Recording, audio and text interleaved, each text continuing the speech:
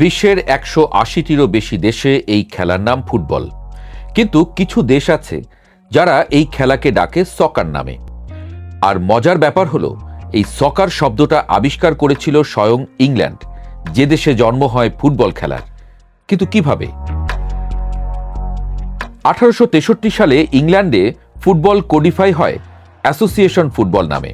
তখন rugby football আর association football দুটো খেলাই ফুটবল নামে পরিচিত ছিল।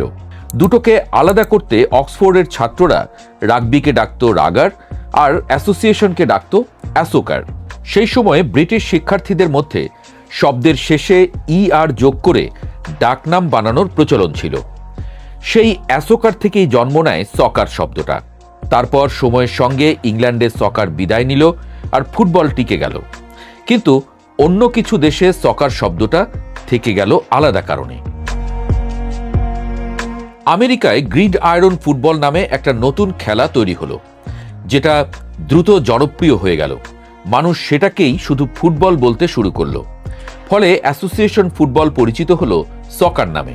1945 সালে আমেরিকার ফুটবল সংস্থা তার নামের মধ্যেই সকার যুক্ত করে নেয়।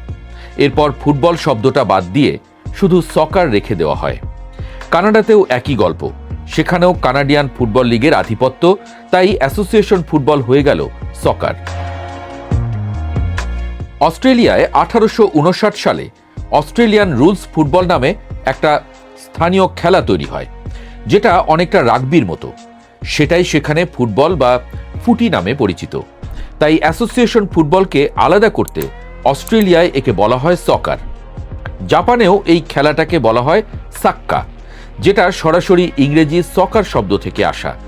নিউজিল্যান্ডেও রাগবির আধিপত্যের কারণে একই নামকরণ।